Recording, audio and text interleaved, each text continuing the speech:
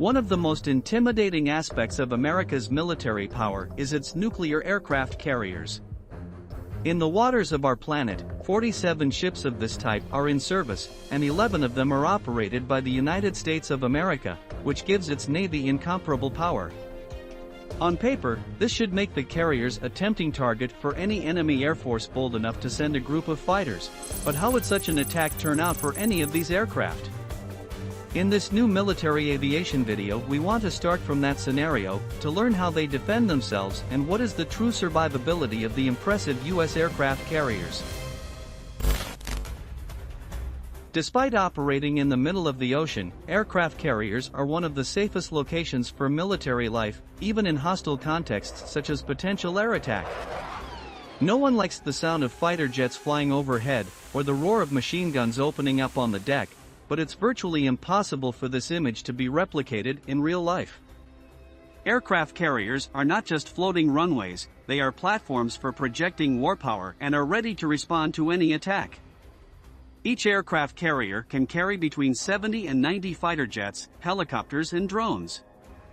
In addition to this fleet, each ship has small amphibious craft to carry out coastal operations or to attack suspicious helicopters. But the main strength of this type of ship is that they usually operate in battle groups made up of destroyers, warcruisers, and various surveillance units.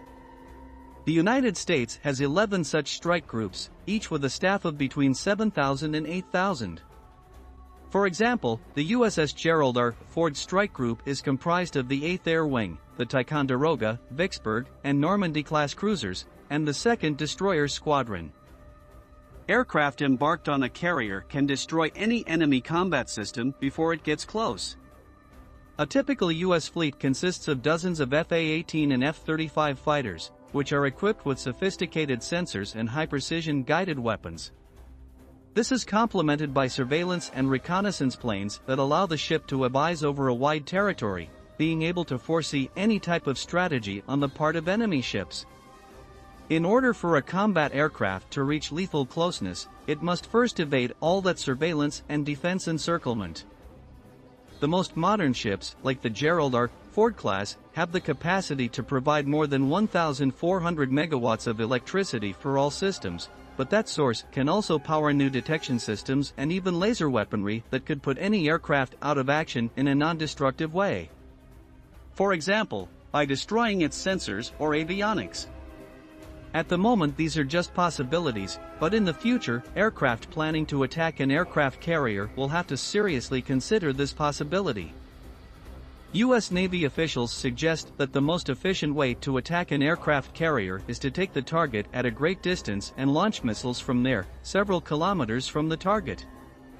This involves the use of BVR, or Beyond Visual Range hypersonic weaponry, of the pilot.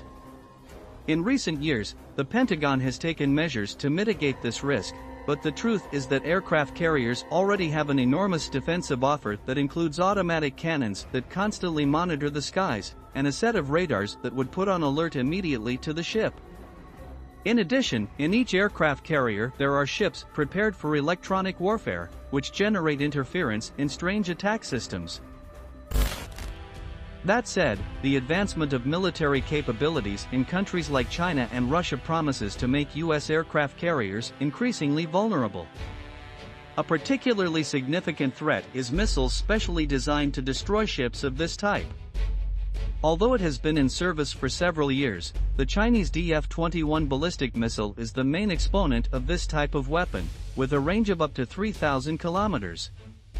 If this technology is transferred to the world of combat aircraft, it would be possible to breach the powerful shield of aircraft carriers. It is also possible to think of a context where the aircraft carrier is not attacked by one, but by several enemy aircraft. Beyond the fact that this also increases the level of response of the ship, putting a greater number of combat aircraft in the air, there is also another detail that puts the North American fleet above the rest: intercommunication. The Navy has worked for years to connect all of its warfighting capabilities into a single, highly integrated network.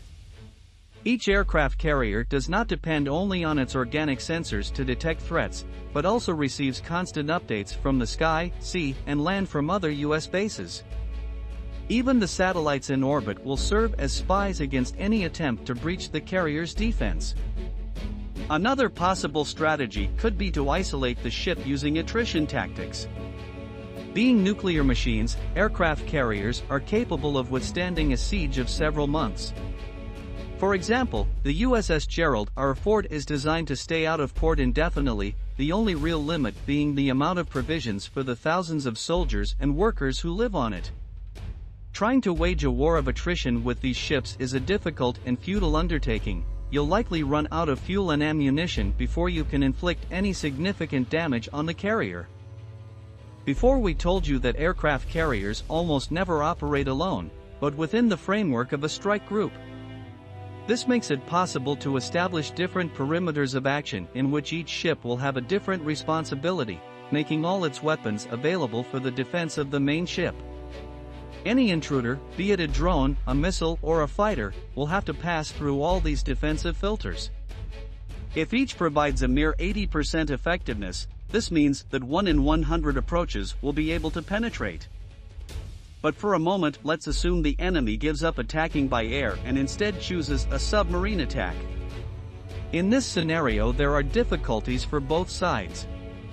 First, an aircraft carrier is moving at about 70 km per hour, so it can outrun a submersible, which puts more pressure on the submarine when it comes to aiming and weapons handling. In that time frame, it is likely that the carrier has already been able to detect the presence of the enemy, launching defensive measures. A carrier has the necessary tools to defend against an underwater threat, mainly in the form of planes and helicopters specialized in attacking those underwater vessels. Finally, let's start with the hypothetical case that an enemy ship manages to successfully attack an aircraft carrier. The damage will be disastrous and will surely significantly reduce its operability, but it is unlikely that the ship will sink or become defenseless, and this has two main reasons: size and redundancy. Its dimensions allow it to have so many compartments that the contained air will surely be able to keep the ship afloat. It would take several hits from torpedoes or missiles to put survivability at risk.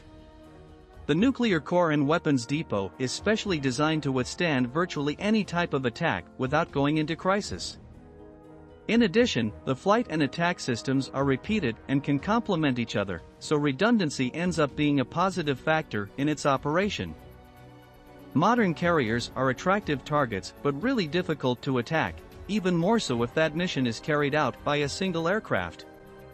Although there are no impossibles or absolutes in war, it is very difficult for a lone enemy ship to even get a close look at the deck of an aircraft carrier. We have reached the end of the video. If you are not subscribed yet, we invite you to do so and activate notifications to be aware of all our news. For the moment, we say goodbye until the next episode of Military Aviation.